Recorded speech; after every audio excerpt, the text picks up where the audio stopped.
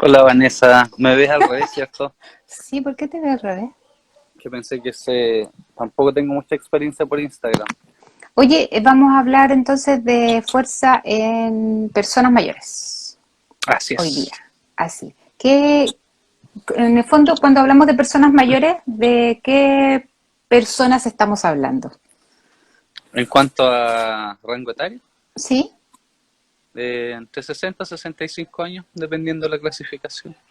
Yo lo Ahí en trato desde adelante. los 60 años para lo que es divulgación científica. Ya, súper. Oye, y el tema de la fuerza en el fondo hoy día está como súper, no sé, así como súper, no sé si decir de moda, pero como que todo el mundo de alguna manera está diciendo de que es la base de todo, ¿cierto? Esto hace mucho rato, pero en el fondo ahora como que ya se está comprobando. En el caso de las personas mayores, ¿la fuerza tiene importancia? Eh, claro, o sea, aparte se habla mucho ahora de la fuerza del músculo como un órgano endocrino, y lo cual tiene mucho valor, pero también se le está volviendo a dar más valor a lo que es el tejido muscular como un tejido biomecánico capaz de generar tensión y generar fuerza y potencia e incrementar la funcionalidad del adulto mayor, que es algo que se estaba dejando un poco de lado y ahora está volviendo a tomar fuerza. Para mí son las dos tremendamente importantes. O sea, la baja masa muscular y la baja fuerza muscular son indicadores de patologías e incluso de mortalidad que su asociación está evidenciada ya claramente. Una persona mayor con baja masa muscular aumenta su convalescencia, aumenta su grado de discapacidad, requiere mayor tratamiento médico, eh, sus estancias hospitalarias son más largas, es más dependiente, tiene más riesgo de morir, tiene menor tolerancia a las cirugías en el recinto hospitalario. Todo eso incrementa el costo en salud pública, producto de esto en los adultos mayores, y también esto nos lleva a, a generar otras patologías. La baja masa muscular y la baja fuerza muscular se asocian con mayores prevalencias e incidencias de hipertensión, de síndrome metabólico, de diabetes, de mortalidad, de síntomas depresivos. Hay también asociaciones entre bajos niveles de fuerza muscular y, y capacidad cognitiva. O sea, la baja masa muscular y la baja fuerza muscular en medicina están muy subvaloradas todavía, y hay que darle más atención porque no hay ningún medicamento en el mundo que sea capaz de generar todos los efectos a nivel molecular, a nivel biológico, fisiológico, biomecánico y psicoemocional, que es capaz de generar el entrenamiento de fuerza. Eso a grandes rasgos. Ya. Oye, en el fondo, si nosotros como que vemos, de acuerdo a tú lo que acabas de mencionar, la fuerza tiene, o en el fondo el músculo, ¿cierto? La capacidad muscular tiene una relevancia absoluta con la salud de todas las personas y en la medida que vamos a ir aumentando en años, vamos también perdiendo esta fuerza y esta masa muscular. ¿Sabes más o menos cómo es la relación de pérdida de masa muscular con los años? Pensando en un sujeto que no entrena, en el fondo que hace sus cosas, pero nada más. Por ejemplo, el 2017 se hizo en Chile, y lo tengo por aquí mismo. Estoy con algunas imágenes que pensé que podrían ser útiles. Se hizo el estudio de la prevalencia de sarcopenia en Chile, y se hizo comenzando con personas del rango de 60 a 64,9 años, y la media era de 14% de prevalencia de sarcopenia. Al otro rango de 65 a 69 era de 13, no hubo mayor variación. Ya ¿Ya? de 70 a 74 se incrementa a 17,2, de 75 a 79 a 25,2, ahí hay un incremento importante. A Yes. partir de los 75 años se ve casi duplicada la prevalencia de sarcopenia en personas chilenas. Y subiendo de ese rango a 80, una vez más hay una alza importante que es del 25 al 38,2% de sarcopenia, que en el fondo sería esta disminución de masa muscular. La media en Chile hasta el momento es de 19%. de Sí, no, prevalencia de sarcopenia, entre 60 60 años y más de 80. y más de 80. Oye, hay, bueno, hoy día se habla de sarcopenia, dinapenia, cratopenia. eh, ¿Tú hablas también de temas de estos nombres como por separado o piensas que hay que hacer esta distinción entre sarcopenia, dinapenia y qué sé yo, pérdida de potencia? Yo creo que dinapenia no es necesario porque la definición del grupo europeo de estudio de sarcopenia en personas mayores, en su definición, y que es la que más se usa, la que está usando Dufresne, la que usan en su estudio el grupo del doctor Miquel Izquierdo a lo largo del mundo, y la que se adaptó en Chile también para establecer el diagnóstico de sarcopenia, incluye a la fuerza. Ocupa la de Cruz-Gentov, la definición, que es la disminución de masa, fuerza y o rendimiento. Y ¿Ya? cumpliendo ciertos criterios diagnósticos de un algoritmo que incluyen a la fuerza, se diagnostica a la persona con sarcopenia. Entonces, bajo esta definición de Cruz-Gentov, perdón, bajo esta definición de Cruz-Gentov, sería redundante decir tiene sarcopenia y dinapenia. Y dinapenia, Eh, perfecto. Ahora, lo que es cratopenia, sí, eso no están considerados los niveles de potencia directamente en la evaluación para el diagnóstico de sarcopenia, así que tal vez sí podría ser eso un determinante de funcionalidad importante a considerar. Perfecto. Oye, temo que hayamos hecho algo mal en nuestra transmisión. ¿Qué cosa? No sé qué, porque siempre entra gente a A mí mirar. me sale Ay, Migmo, a ti ya te salen. Antonio, Soy Pamela yo la que no Andrea, los veo Antonio. entonces. Ya, debe ser que estoy acostumbrada a iniciar yo la transmisión. Perfecto. O sea que si aparece alguna pregunta, es que yo debería verlas, las preguntas, si es que apareciera alguien. Bueno, Ya voy a estar lo, pendiente acá. si es que Voy a apareciera revisar. alguna consulta, porque yo no veo nada. No veo quién entra, no veo absolutamente nada. Ya. Ya. Acá hay una pregunta, no sé si ahora o al último. Démosle, démosle.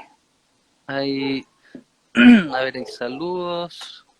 Felipe Borraza, hay muchos saludos. Felipe, no Muchos veo saludos. nada. Felipe Eh, me está ayudando ahí.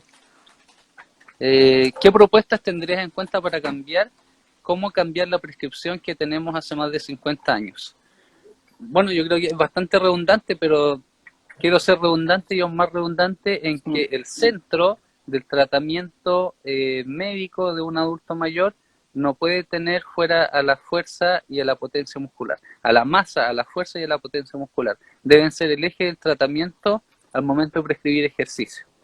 Creo que, y por todas las razones que estamos nombrando, creo que en los centros hospitalarios, en las clínicas, deberían haber profesionales de la actividad física y la salud trabajando con personas postradas, deberían estar trabajando la fuerza de una forma bien prescrita para disminuir la estadía hospitalaria, para que se soporten mejor los tratamientos, y en adultos mayores sin patología, para prevenir todo esto que puede venirse, que es la sarcopenia, o la obesidad sarcopénica, o la obesidad osteosarcopénica, o un sinfín de problemas que se dan por disminuciones de masa, fuerza y potencia muscular. Perfecto. Si aparece otra, me avisas. No, no sé, Felipe, Sí, si has tenido la oportunidad alguna vez de estar en centros hospitalarios y ver un poco las intervenciones que se hacen con adulto mayor que está ahí por diversas patologías, ¿cierto? A veces por enfermedades respiratorias, a veces por disculpa algunas Vanessa, cardiopatías. Dime. disculpa Vanessa, se escucha mucho el ruido de los perros, ¿no? Yo de repente lo escucho de fondo, pero nada terrible. Y así no para entrarlo, es que estoy en otra casa, no estoy en la mía. No, la verdad es que yo considero que no molestan. Diga alguien ahí si no escucha Ya, de los wow wow, pero tengo el concierto aquí, así. Si, no sé si has tenido la oportunidad de estar en un centro hospitalario viendo un poco las intervenciones que se hacen respecto al ejercicio en adultos mayores que están ahí hospitalizados por distintos motivos.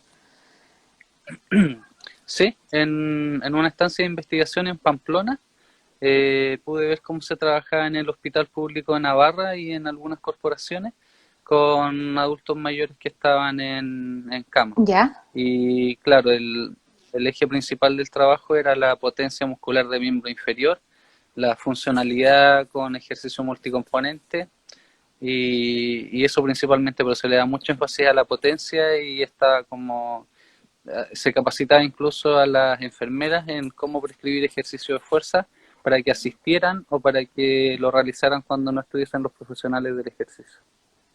Buenísimo. ¿Y cómo trabajaban la potencia en esas condiciones? Iban de su habitación había como una pieza que era de ejercicio y por ejemplo había una prensa de piernas, entonces con su misma ropa de cama se sentaban en la prensa esa máquina tenía para medir la potencia muscular generada. Entonces se iba controlando el incremento de los kilos y el incremento de los niveles de potencia en cada sesión de ejercicio. Entonces, como le quedaba un par de pasos de la habitación, lo podían hacer todos los días. Y aparte realizaban otros tipos de ejercicios como entrenamiento de la marcha, flexibilidad, equilibrio, resistencia cardiovascular, etcétera. Pero lo principal era la potencia del miembro inferior, le da mucho énfasis a eso. Te Sí. quería consultar un poco aterrizándolo a Chile. Si lo aterrizamos a Uh -huh. Chile, acá en general la mayoría de los profesionales que trabaja con adulto mayor y que por supuesto en el fondo trabaja con ellos porque algunos de ellos son kinesiólogos, otros quizás es porque llegó el adulto mayor en algún programa quizás de un CESFAM, les da mucho temor que son todas de baja intensidad. ¿Cómo crees tú que deberíamos intervenir quizás en esos, cambiar el paradigma que existe en Chile de Difícil. tenerle Yo creo miedo a trabajar que con la fuerza? sí, yo creo que lo primero, antes de llegar a la clínica, va en perfeccionar a los profesionales del ejercicio físico en entrenamiento de la fuerza para personas mayores. Porque una persona que ya está perfeccionada, con solo teoría, metodología y práctica de un diplomado, de un curso, de algo, ya le pierde, inventemos, un 70% de miedo al trabajar con fuerza en adultos mayores, porque se conocen los fundamentos del por qué, porque se entiende que una persona adulto mayor que está sentada en una silla y se demora 10 segundos en ponerse de pie, está realizando 1% de una RM, está trabajando al 100% de una RM. El hecho de que tenga o no tenga sobrecarga no dice no necesariamente la sobrecarga quiere decir que hay mayor porcentaje de fuerza que si no hay sobrecarga. Entonces, esa persona que no se puede parar de la silla, que se para de la silla al 100% de una RM, perfectamente puede realizar ejercicios de miembro inferior al 50% de una RM, al 40% de una RM. Ejemplos de ese tipo, bien didácticos, incluidos dentro de las formaciones de los profesionales del ejercicio, yo creo que van a hacer que de poco a poco se vaya perdiendo el miedo y creo que la divulgación científica, lo que hacen ustedes como grupo físico, lo que trato de hacer yo igual y otras agrupaciones que vamos todos remando para el mismo lado, es eso, pues invitar a la gente a perderle el miedo, a formarse y después ir y trabajar donde las papas queman y que este país salga con la tremenda prevalencia de sarcopenia que tenemos, que es mucho mayor, no es mucho mayor, pero es mayor a la que está en otros países de Sudamérica. Somos el país con mayor prevalencia de sarcopenia y de los países que conozco del mundo, las prevalencias que he revisado, igual Chile es la que tiene la prevalencia más alta. Así es que ¿Y eso por qué sería? no sé la verdad. No ¿Hábitos de vida? pueden ser muchos factores genéticos, hábitos de vida, nutrición. No sé la verdad por qué sea, pero Chile tiene el porcentaje más alto. O sea, Chile tiene un 19, hay otros países que tienen 18, otros 17, 16, 15, 13. Por ahí andan las prevalencias. Las prevalencias. Eh, ¿Hay una relación entre obesidad y sarcopenia y cratopenia? Claro, en realidad la obesidad osteosarcopénica, que se refiere al diagnóstico de obesidad, sumado a los criterios diagnósticos para cumplir con el diagnóstico de sarcopenia, hacen que se empeore todo el cuadro. O sea, a nivel biomecánico tenemos que hay una mayor cantidad de peso, que es peso muerto, que el cuerpo puede soportar, y a la vez hay una menor masa muscular para soportar ese peso, lo cual puede llevar a alteraciones posturales, por ejemplo, otro tipo de descompensaciones. Y a nivel metabólico lo mismo, o sea, si ya sabemos que el exceso de tejido adiposo o de grasa corporal es perjudicial para el cuerpo humano, y sabemos que la baja masa muscular también lo es, el perfil metabólico de esa persona no es muy favorable ni a nivel fisiológico ni a nivel biomecánico. Y más aún si pensamos en personas con obesidad osteosarcopénica, que es cuando se le incluye esta obesidad y sarcopenia, la osteopenia o la osteoporosis. Ujú. Acá ya se vuelve más letal el cuadro, porque desde el punto de vista metabólico aumenta el riesgo, y a nivel biomecánico tenemos que hay peso muerto que levantar, no hay músculo que lo sostenga y tampoco hay tejido óseo que esté Mm. soportando eso. Entonces el riesgo de fractura es mucho mayor, el riesgo cardiovascular en general es mayor, es un riesgo de mortalidad muy alto. Y, y es por eso que es también importante incluir ejercicios de impacto en personas adultas mayores para prevenir, por ejemplo, la obesidad osteosarcopénica, y, eh, y prevenir a través del ejercicio de fuerza y potencia muscular y desarrollo de masa muscular cualquier evento futuro relacionado con la baja masa muscular y fuerza. De eso te iba a preguntar sobre el impacto, porque muchas veces se plantea que como ideal que el adulto mayor trabaje en piscina. Uh-huh. ¿Tienes conocimiento como de los efectos del trabajo en piscina versus tierra sobre la osteoporosis, la osteopenia? En adultos mayores específicamente no, pero me imagino que entrenamiento pliométrico en adulto mayor versus entrenamiento en piscina, creo que el entrenamiento pliométrico tendría mayores efectos en la densidad mineral ósea. Creo, no he leído estudios específicos, pero por lógica me imagino que debería ser así. ¿Se puede trabajar pliometría, trabajo excéntrico y todas esas cosas con adulto mayor? Pliometría, claro que sí. Tenemos mucho asociado el concepto de pliometría de repente a un cajón de 40 centímetros para hacer un drop jump, y que eso es pliometría, pero los saltos que requieren cicloestiramiento, acortamiento con entrenamiento, tanto entrenamiento con saltos y o pliométricos. Se pueden hacer con cajones de absorción de impacto, con escaleras de motricidad, con muchos implementos que no requieran un gran aterrizaje, un gran impacto, o en el cual se amortigüe el aterrizaje para prevenir algún tipo de riesgo osteoartromuscular. Súper. Oye, ¿qué pasa si tengo un sujeto con, por ejemplo, osteoartritis, de la típica rodilla, cadera, y que de alguna manera ejecutar, ¿cierto? Todos estos movimientos de flexo-extensión siempre le causan mucha molestia o dolor. ¿Cómo trabajo, cómo enfoco la fuerza en estos casos que va a ser súper beneficiosa? De hecho, tienen mayor pérdida. ¿Cómo podrían enfocarlo? Entrenamiento bajo oclusión podría ser. Ahí ¿Ya? hay mayor, eh, se requiere emplear menores niveles de fuerza ante una resistencia externa menor, pero metabólicamente se desarrolla un ambiente óptimo para el anabolismo muscular, o sea, para la hipertrofia. Yo creo que es una muy buena oportunidad en personas que tienen limitaciones osteomusculares para realizar fuerza, el entrenamiento Buenísimo. bajo oclusión. Y creo que es algo que hay que falta también que se meta en nuestro país, no solo con adultos mayores, sino con población en general. Sí, de hecho hace poco estaba leyendo de eso y sí, aparecía como una súper buena alternativa. Uh-huh. Y te quería preguntar por los entrenamientos de alta intensidad con adultos mayores. Los típicos que HIIT, o no sé si se pueden hacer SIT, no sé, los de alta intensidad eh, que en el fondo con periodos cierto de intervalos, pero con intensidades altas, que muchos dicen cómo voy a trabajar alta intensidad con un adulto mayor. Yo creo que sí, no hay ningún inconveniente, incluso SIT, si el adulto mayor no tiene problemas osteomusculares, autovalente y puede hacerlo, está bien, y HIIT con cambios de intensidades a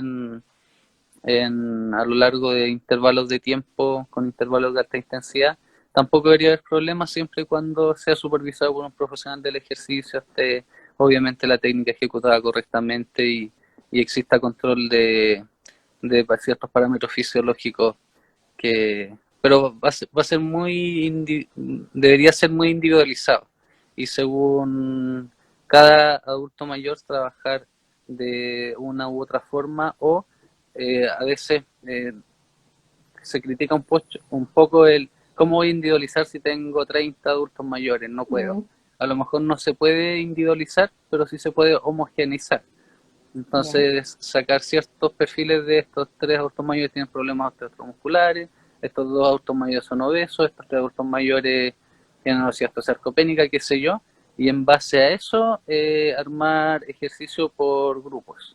Tenerlos clasificados, algo así como Baby Frail, que clasifica a los adultos mayores por funcionalidad, hacer una clasificación igual por funcionalidad. Tal vez esa misma clasificación podría servir, de hecho. Y si hay necesidad, yo agregar otra clasificación para diferenciar los trabajos. Y siguiendo con Vivi Frey, pensando un poco en los protocolos que se hacen o que el gobierno, ¿cierto?, tira a través de los programas de Vivi Frey Chile. Me imagino que has visto los videos alguna vez del programa Vivi Eh, Frey. sí, en sus inicios, hace rato que no los veo, pero en sus inicios sí. Ah, ya no sé si habrán cambiado, yo lo vi hace poquito. ¿Cómo estimas que está como planteado el ejercicio respecto a, a esas categorías que hay? ¿Es poco? ¿Es mucho? ¿Debería hacerse más? Yo encuentro que para comenzar, y si el objetivo es aumentar la funcionalidad del individuo a nivel general, creo que está bien. Me gusta cómo se armaron las categorías y cómo se progresa en las sesiones de entrenamiento. Aunque, claro, hay cosas que ahí no salen porque requieren mayor implementación, como trabajos de potencia en máquinas o trabajos con pesos libres u otras cosas que se podrían hacer complementariamente a ViviFreak. Pero ViviFreak es muy práctico el programa. Requiere poca implementación, es fácil categorizar, es fácil entrenar, es como bueno, bonito y barato, se podría Bueno, decir. bueno, bonito y barato. Perfecto.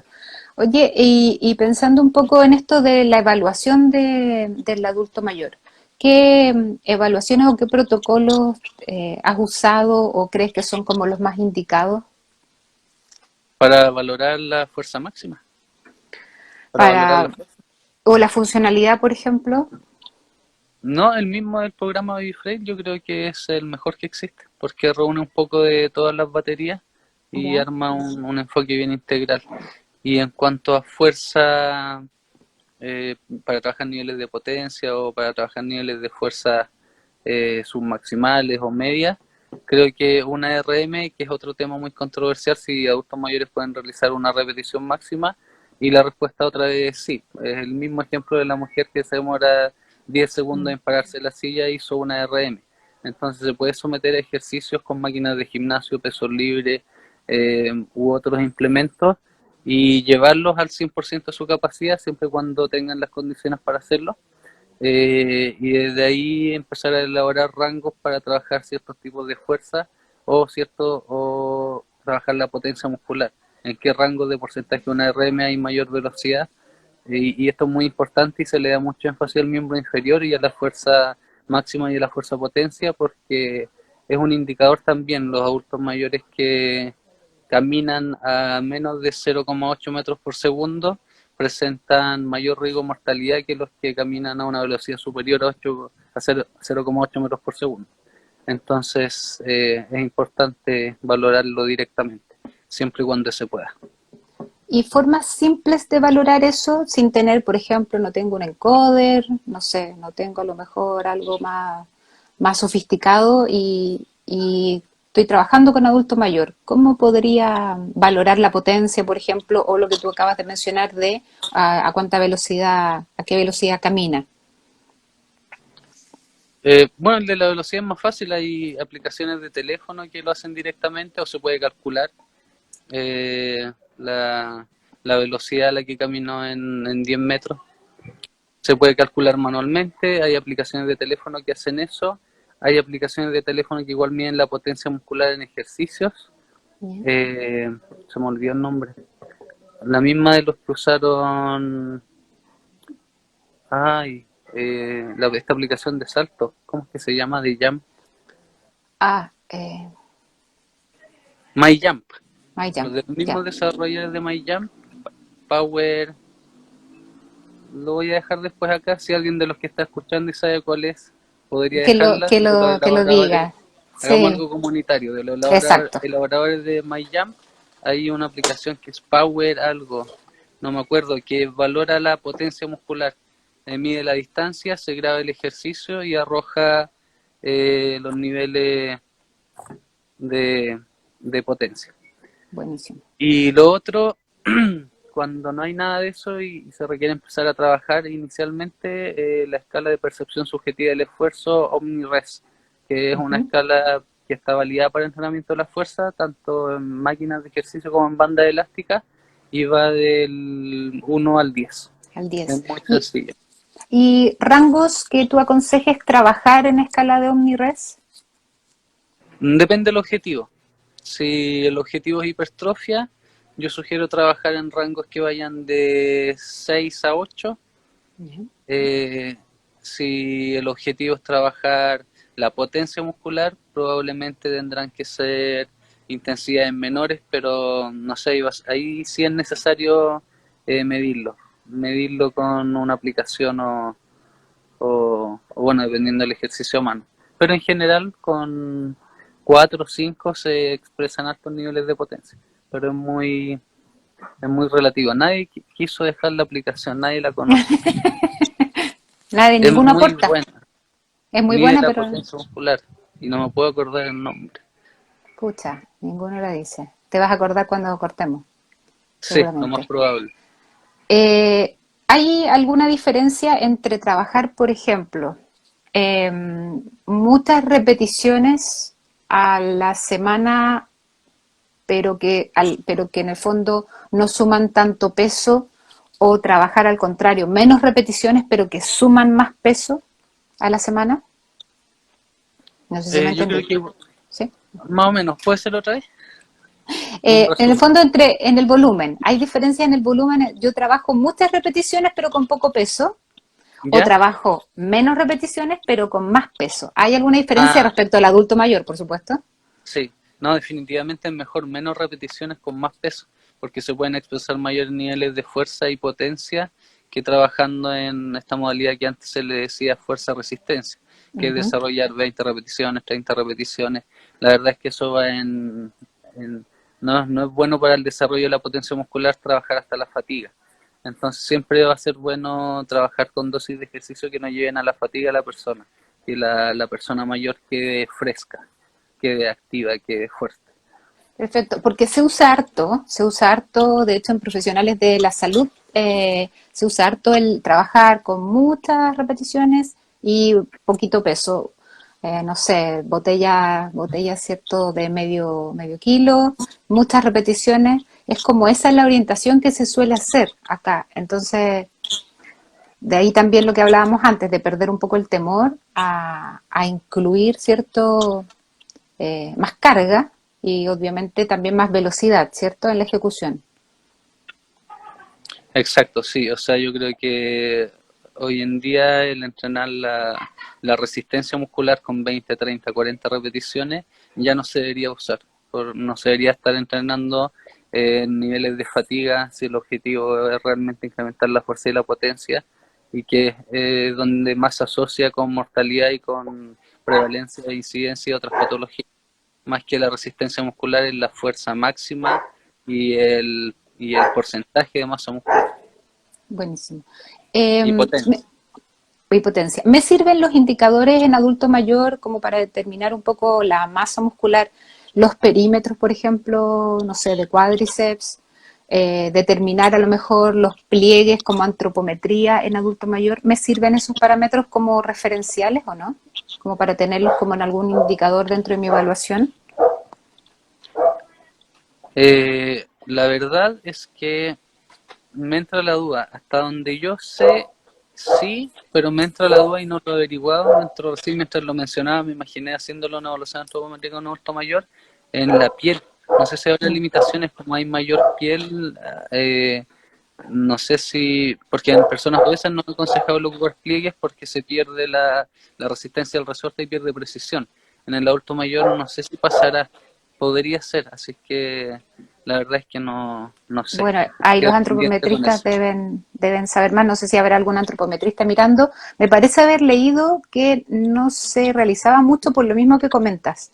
Que los pliegues, Ya. la piel, en el fondo como la tenseridad de la piel ya no estaba A lo tan. mejor para los pliegues no, pero para perímetros sí, porque hay ¿Mm? evaluaciones que ven perímetros, por ejemplo, el perímetro del cuádriceps, Ujú. puede estimar la masa muscular y para eso no habría inconveniente. A lo mejor para estimar porcentaje de grasa, sí.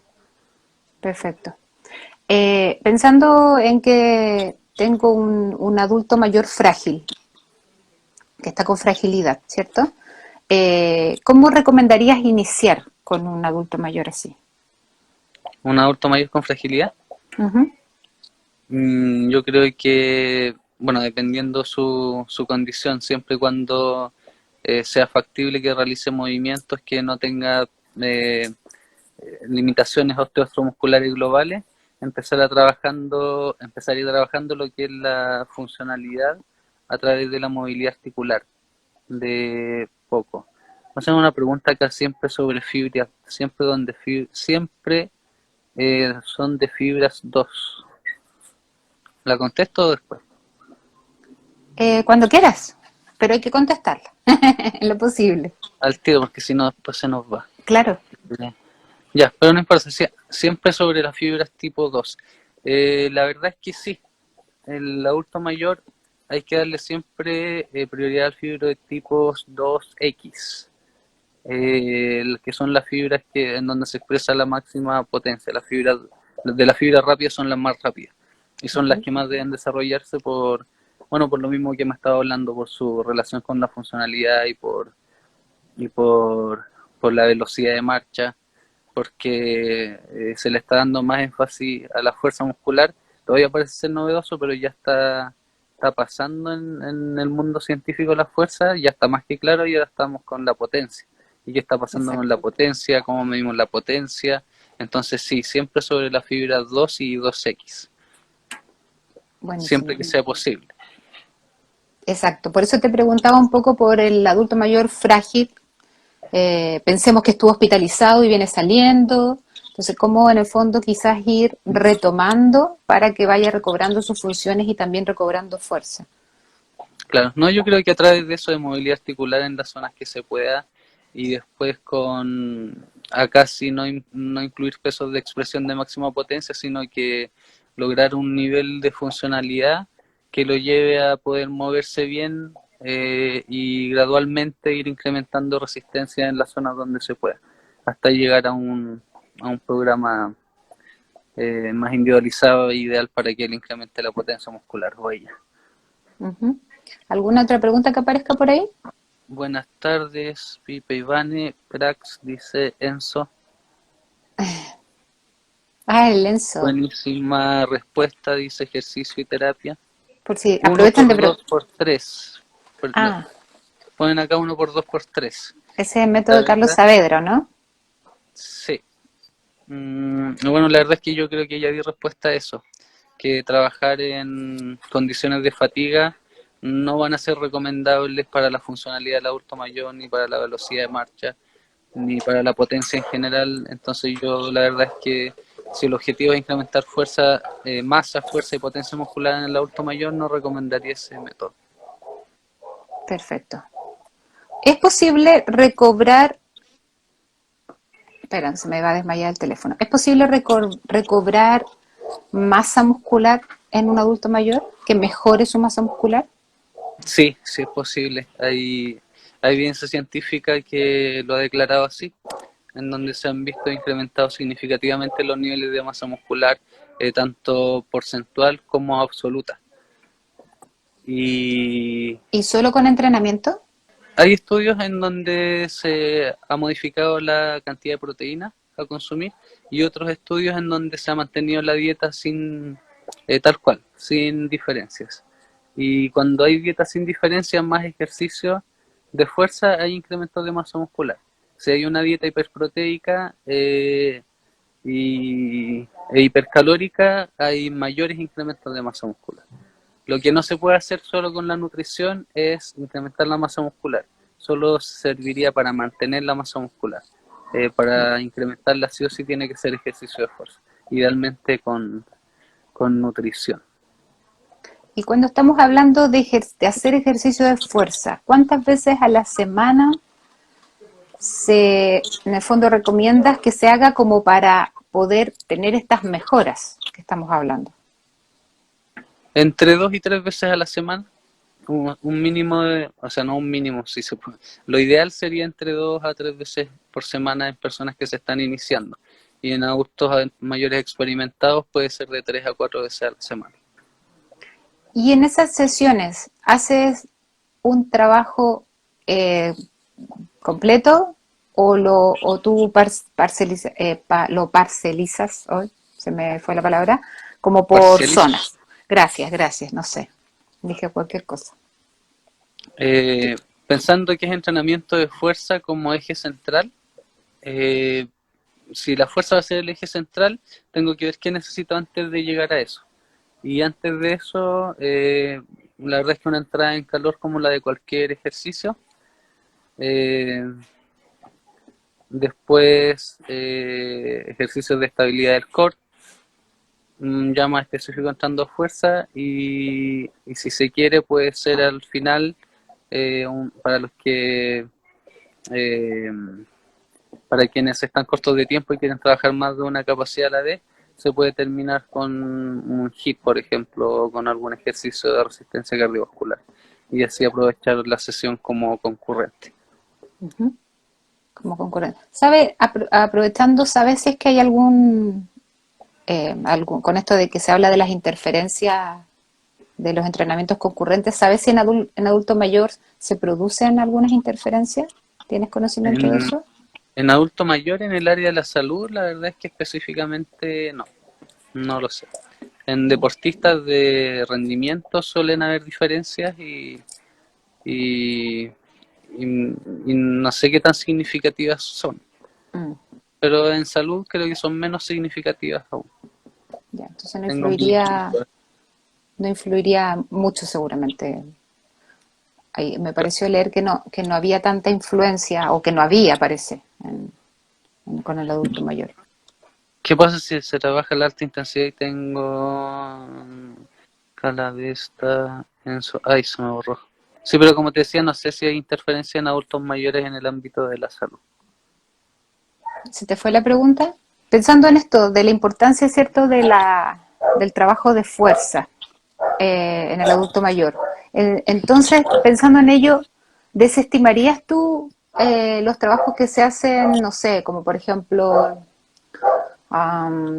trabajos que sean quizás más recreativos, quizás más aplicados a otras orientaciones como quizás, no sé, el yoga, no sé si decir el pilates y todo, pensando en que esta persona está solo yendo 2 a 3 veces a hacer algún ejercicio físico? ¿Crees que Eh, debería cambiar esas modalidades y enfocarse más en el entrenamiento de fuerza directo? yo creo que si es un adulto mayor autovalente, no deberían haber mayores inconvenientes, pero si estamos hablando de un adulto mayor frágil o con sarcopenia o con cratopenia o con diabetes, hipertensión, dislipidemia, eh, ahí tal vez deberíamos procurar más lo clínico que este aspecto de recreación, de psicoemocional, del cuerpo con la mente, que está muy bien, pero tal vez un adulto mayor obeso con sarcopenia, que tiene hipertensión, que tiene diabetes, que tiene lipidemia o que tiene síndrome metabólico y tiene baja masa muscular, no va a obtener muchos beneficios. Entonces ahí hay que darle un ojo más clínico y llevarlo, aunque sea en contra de su voluntad, hacer ejercicio que le sirva para mejorar su condición actual. Pero como digo, si en personas autovalentes no le veo por qué no hacerlo, mientras se mantengan, entre comillas, sanos. Entre comillas. Bueno, igual mencionaste, yo creo que a la mayoría de la población de los adultos mayores, porque la mayoría de nuestros adultos mayores tiene alguna de esas patologías asociadas, ¿cierto? Y tiene algunos síndromes que podrían ser cierto factor de riesgo para desarrollar todo lo demás, si es que ya no lo ha desarrollado. Así que es como la mayoría, entonces le vamos a recomendar que haga trabajo de fuerza. Pensando también un poco como en la programación, que es como, que quizás es donde las personas siempre temen, en el fondo, ya, ¿y cómo empiezo? ¿Y cómo lo hago? ¿Y cómo lo programo? Tú diste algunas directrices, ¿cierto? ¿Cuántas veces a la semana? Más o menos cómo programar, qué evaluar. Por ejemplo, las evaluaciones. ¿Cada cuánto tiempo evaluarías fuerza? Yo creo que en la parte inicial de un programa debería ser de forma semanal, porque la fuerza incrementa muy rápido en las primeras sesiones y a medida que se incrementa el tiempo, un tiempo óptimo podría ser cada un mes. Ya, y eso de cada un mes, tú vendrías diciendo a lo mejor el primer mes evalúo semanal y después voy cada mes, por ejemplo. ¿Podría ser una buena estrategia? Sí, o a medida que en las evaluaciones semanales vea que ya la curva de incremento de la fuerza no es tan alta, ahí empezar a dejarlo cada 2 semanas y mensual. Me preguntan beneficios, ¿este aparece? Beneficios de fuerza isométrica en adultos mayores con hipertensión arterial. En personas en general y también en adultos mayores con hipertensión arterial, primero no hay contraindicaciones de entrenamiento isométrico, siempre y cuando este sea prescrito adecuadamente. De hecho, es uno de los ejercicios que más hipotensión post ejercicio produce y mayores disminuciones de la presión arterial a nivel crónico produce. Buenísimo. Eh, por lo cual como beneficios está eso, la disminución de la presión sistólica, la disminución del doble producto, disminución de la frecuencia cardíaca, eh, arterial sistólica, diastólica, frecuencia cardíaca, doble producto. Esos son los mismos beneficios que con el entrenamiento de fuerza tradicional, pero con el entrenamiento isométrico hay mayores disminuciones. Buenísimo. En el fondo es mucho más efectivo. Claro. ¿Qué pasa con lo que siempre se hablaba antes, por ejemplo, de realizar ejercicios por sobre la cabeza en hipertensos respecto a la fuerza? No sé cuál era el argumento fisiológico de eso. Que aumentaba la presión y por lo tanto para el hipertenso era riesgoso. Se No, hablaba la hace verdad es que 10 años, no, yo creo que más de 10 años atrás. no lo había escuchado y No, no, me lo no he preguntan visto, siempre. no he visto problemas. No he visto ¿Cierto? problemas. Absolutamente de acuerdo. La maniobra de Valsalva en hipertensos cuando hacen el trabajo de fuerza, Si es bien controlada, no debería haber problemas porque la presión arterial, acá preguntan, ¿el entrenamiento puede hacer que la información que se encuentra en los nucleótidos exprese de mayor o menor manera que la información genética que ellos contienen? Pero no genera daño en los nucleótidos. Ah, el Enzo respondió a una pregunta anterior, parece. Gracias, Enzo, por la respuesta. tan Enzo genético. dice, Enzo dice que el entrenamiento puede hacer que la información que se encuentra en los nucleótidos exprese de genética, exprese de mayor o menor manera la información genética que ellos contienen, pero no genera daño en el nucleótido. Me imagino que la respuesta es que no genera daño en el nucleótido a quien la haya hecho, perdón, pero quién mejor que Enzo para responderle que Es trabaja en el área de exactamente, genética. exacto. Mister Genética, así que Sí, se agradece, Enzo. gracias, Enzo. ¿Y en qué estábamos nosotros, perdón? En la maniobra de Valsalva, para los ejercicios de fuerza, pensando un poco en los hipertensos, que también es otro temor eh, que siempre se pregunta. Sí, no hay, estando bien controlada no deberían haber mayores problemas al igual que en cualquier población hipertensa, sea menor, mediana o mayor. Perfecto. Lo otro que te iba a consultar es respecto un poco a la evolución del trabajo de fuerza, es decir, eh, ¿cómo haces un poco esa programación? ¿Haces fases de carga y descarga igual que en otras poblaciones? ¿Cómo haces un poco no sé si decir la periodización de esa fuerza?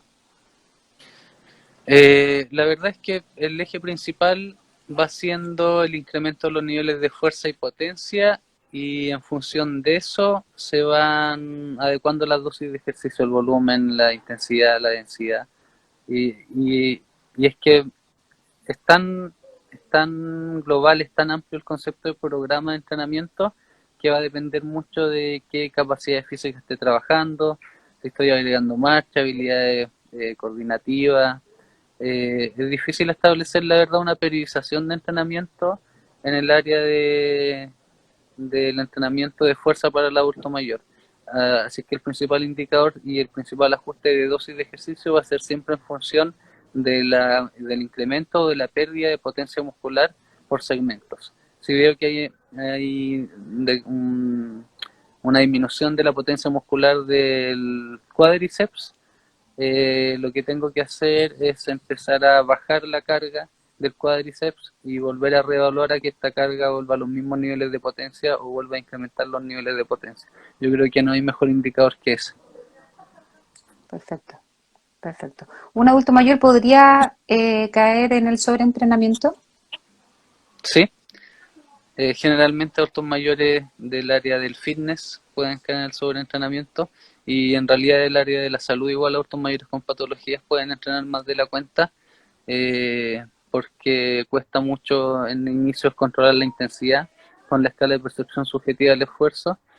Es importante ahí también que sea la escala de percepción subjetiva del esfuerzo de la persona mayor y también de la persona que está entrenando, el terapeuta, el entrenador, el profesor, quien sea, que vea subjetivamente cuánto se está esforzando la persona mayor, para evitar tal vez ciertas subvaloraciones del esfuerzo que los pueden llevar a sobreentrenamiento.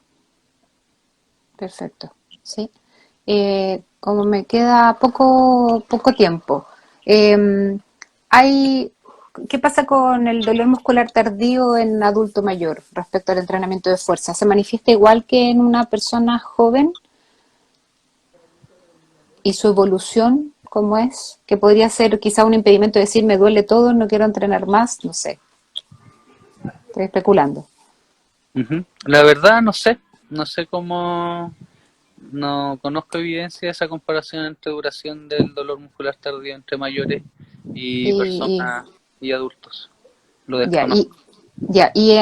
¿nunca no lo has vivenciado con algún grupo de adultos mayores que tengan o experimenten dolor muscular tardío? Como que lo puedas dar así como, Muy pocas veces, muy pocas veces, al volver de otra sesión de entrenamiento, se hace la escala de percepción subjetiva del esfuerzo y del dolor pre-entrenamiento, cómo llegan de la sesión pasada.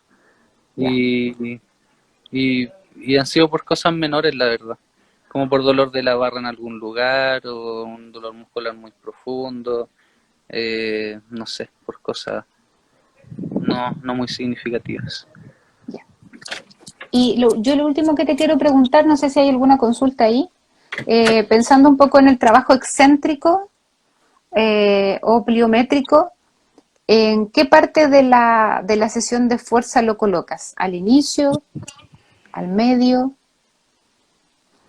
¿Cómo, perdón? Pensando en el Estaba trabajo leyendo un poco. excéntrico, en el Ajá. trabajo excéntrico o pliométrico, ¿lo colocas al inicio del trabajo de fuerza? ¿Lo colocas al medio? ¿Dónde aconsejas ubicar El ese trabajo? pliométrico al inicio, Ya, porque requiere altos niveles de fuerza explosiva, de potencia, entonces no se puede hacer en fatiga. Y bueno, en realidad la idea del programa es que no genere fatiga. Y el entrenamiento excéntrico, por lo contrario, como no requiere grandes niveles de potencia y hay mayor rompimiento de fibras musculares, ese sería para el último. ya. Buen dato, buen dato. ¿Hay alguna otra Isométrico. consulta? ¿El isométrico Felicito las también? muy... ¿Ah? ¿El isométrico Isométrico también? igual, al final, sí, Ya, súper. por lo mismo. Felicito las muy buenas preguntas que se plantearon y las respuestas de Felipe. Nicolás Lagos se unió, malo pareciera ser que no hay más preguntas. Hoy, Felipe, quiero darte las gracias Por tuvimos un poco ahí con algunos chascarros técnicos, pero no, Pasaron. súper, para mí un tema súper interesante, así que, y que espero que se masifique y que tú también lo puedas ir masificando y difundiendo, porque encuentro que falta mucha formación y mucho conocimiento respecto a eso, así que te quiero dar las gracias por darte el tiempo en una segunda oportunidad para conversar con nosotros. No, un gusto, Vanessa. Siempre que hay instancias para aportar algo que sea la divulgación científica, yo feliz. Y un saludo también a Buenísimo. todos los participantes que a pesar de los problemas técnicos se mantuvieron, se Se siguieron mantuvieron. uniendo y están todos acá unidos. Un saludo para Buenísimo. todos.